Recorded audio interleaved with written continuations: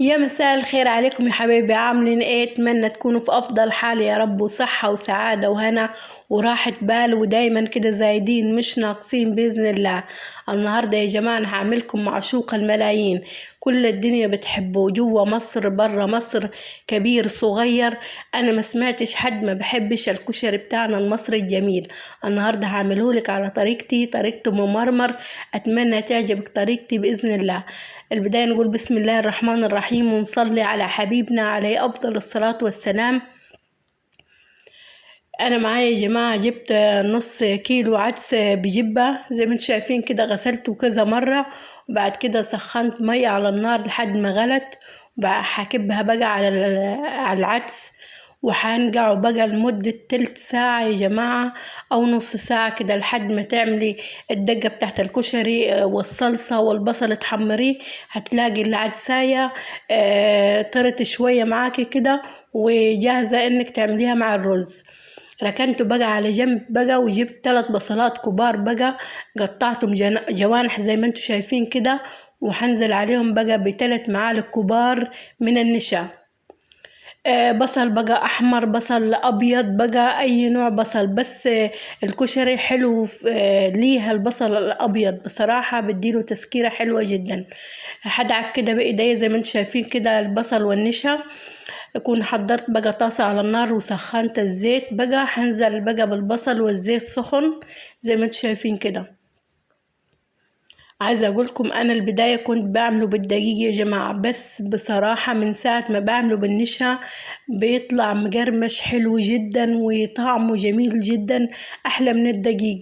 الدقيق بيخلي لي الزيت كده محروق، وقرمشة البصلاية برضو مش اللي هي مش زي النشا. فانصحك تعمليه دايما بالنشا هو، وبديله تطعيمة حلوة جدا بصراحة.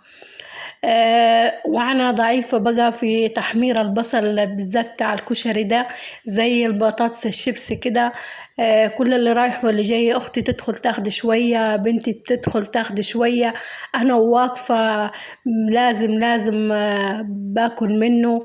فيعني هو طعمه جميل جدا، على رأي امي بتقول سيبيهم ياكلوا وربنا يزيد وبارك. ففعلا ربنا يزيد وبارك. ويعني لا انا لو بصراحة لو جبت الطبق كله وخطيته قصادي كده ورشيت له شوية ملح وكمون مشبعش منه بصراحة، طعمه جميل جدا. شايفين القرمشة يا جماعة؟ من النشا ده، وخليه تطعيمة حلوة جدا. اما الزيت بقى بتاع البصل ده فده هنخليه بقى لكل حركات بقى الكشري، الدقة بقى والصلصة والرز هنعمله والمكرونة، كله بالزيت بتاع البصل.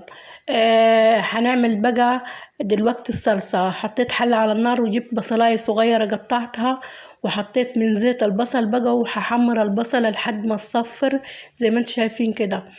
اول ما تبتدي تصفر بقى هنزل عليها بمعلقة كبيرة توم مهروس، وهقلبها بقى لحد ما التوم بتاعي يصفر بقى مع البصلة زي ما انتم شايفين كده.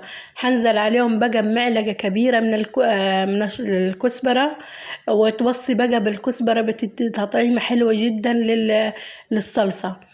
ودي بقى ربع كوباية خل، حوالي 4 معالق كبار خل، تنزل عليهم على طول. أول ما تشمي ريحة الكزبرة طلعت كده تروحي نازلة عليها بالخل، ومعلقة صغيرة من السكر. بعد كده بقى انا خالطة بقى نص كيلو طماطم مخلوطة، نزلت عليهم بقى وقلبت، وحسيهم بقى لحد ما تستوي. انا مش عايزاها تستوي خالص، لا انا عايزاها كده سايبة عشان صلصة الكشري بتكون سايبة. حطيت لها بقى التوابل بتاعتها، الملح والفلفل، يعني 10 دقايق بكتير، 12 دقيقة، ما تكملش ربع ساعة يا جماعة، وتطفوا عليها بتكون استوت بقى زي الفل. هطفي عليها بقى، هنزل عليها بمعلقة كبيرة من الكمون، وهطفي عليها واسيبها. دلوقتي بقى هعمل الدقة يا جماعة. حطيت طاسة على النار وحطيت لها كوباية مية، وكنت داقة بقى 5 فصوص توم مع قرن فلفل رومي ونص قرن فلفل حامي، دقيتهم مع بعض ونزلت بقى على المية بيهم، وحطيت لها بقى التوابل، ملح وكمون وكزبرة وفلفل زي ما انتم شايفين كده. وأول ما تبتدي تدخل في الغلية بقى هحط نص كوباية من الخل، هحرك كويس جدا التوابل. بعد كده نزلت بقى بنص كوباية من الخل، وهعصر 3 ليمونات كبار، هعصرهم وانزل عليهم بقى. واول ما تاخد غلوة بسيطة خالص اروح طافي عليها كده، ويبقى الدقة دي جهزت. وعايزة اقول لك الدقة دي بطبق الفول روعة وجميلة جدا. حط بقى هعمل الدقة بتاعت الشطة، حطيت الحلة على النار وحطيت لها من زيت البصل، حطيت بقى معلقة كبيرة من الشطة ومعلقة بابريكا.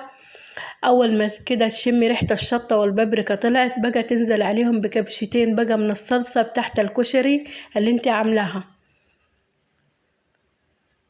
وبعد كده بقى هخففهم بكوباية من المية.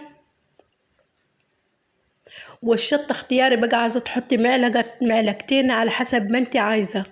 هنزل عليهم بقى بالتوابل بقى، ملح والكزبرة والكمون والفلفل. واول ما بقى بتبتدي تغلي بقى هطفي عليه وكده. ده جهزنا بقى الدقة والصلصة وكله.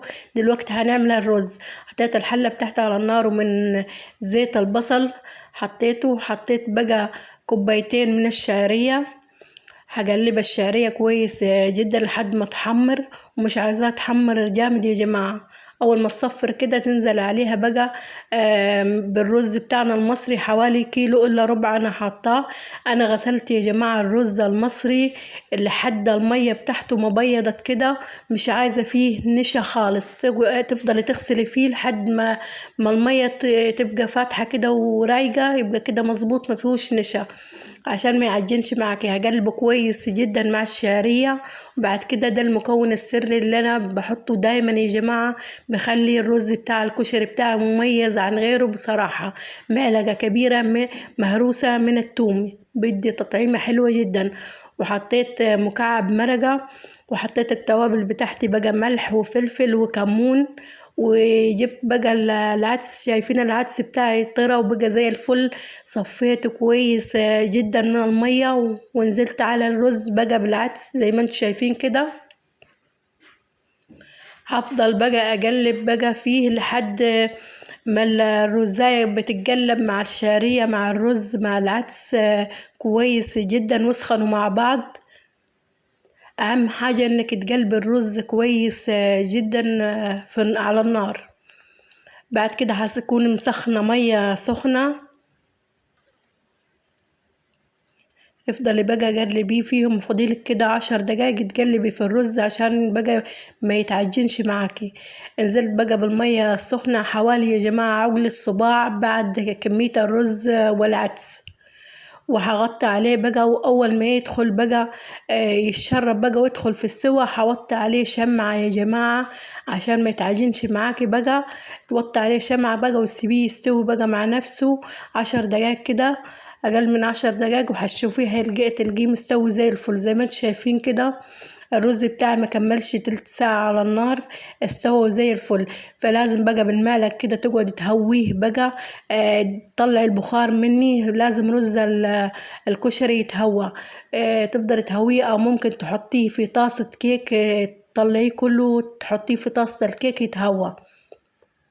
حطيت بقى الحلة بتاعتي على النار للمكرونة، وحطيت لها ملح ومعلقة زيت.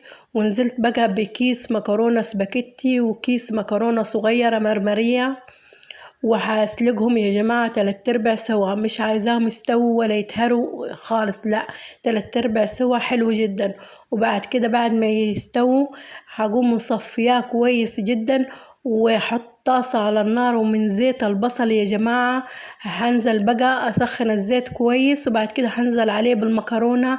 عايزة اقولك الخطوة دي جميلة جدا، بتخلي لون المكرونة كده مصفر وحلو، وبتدي تطعيمة حلوة مع زيت البصل بصراحة. المكرونة بقالها لون جميل وتطعيمة حلوة جدا. أتمنى تجربيها. وفي المطاعم الكبيرة يا جماعة بيعملوا الحركة دي. بتحسوا ان كشريهم مختلف جدا عن غيرهم، فهم بصراحة بيهووا الرز، بيقلبوا الرز في زيت البصل، المكرونة في زيت البصل، فعليهم تكات كده حلوة جدا. وادي الكشري بتاعي خلص وسهل جدا، واتمنى تجربيه. اتبعي الخطوات كلها، مش هتحسي باي مواعين كتير او عك كتير معاكي، لا والله بيخلص بكل سهولة يعني، وبيبقى طعمه جميل جدا. واتمنى تجربي طريقتي، ان شاء الله تعجبك طريقتي في الكشري. والكشري بتاعنا المصري هو اكيد مش مصري في البداية، لانه كان داخل علينا ايام الحرب العالمية الاولى من الجنود الهنود، هو هندي الأصلي. كان الجنود الهنود مع الجنود البريطانيين بيعملوه، كان في البداية رز وعدس بس. واحنا بما ان المصريين عشريين فاخدنا الطريقة منيهم، عشرناهم واخدنا الطريقة منيهم وزودنا عليهم الحركات بتاعتنا، بقى الدقة والصلصة والمكرونة. فبقى من ساعتها الرز المصري، الكشري المصري بتاعنا الجميل، وما حدش يقدر يقول انه هندي، لا هو مصري 100%. وادي الكشري بتاعنا الجميل، اتمنى تجربيه وحيعجبك باذن الله. والمشتركش في قناتي اتمنى تشتركوا وتفعلوا الجرس عشان يوصلكم كل جديد عندي باذن الله. مع اختكم ام مرمر، انا بحبكم في الله جميعا، واتمنى تجربوه والله العظيم طعمه جميل جدا وطريقتي، واتمنى تجربي طريقتي حتعجبكم باذن الله. شايفين الالوان بقى، وهو طعم الكشري جميل جدا. والسلام عليكم ورحمة الله وبركاته.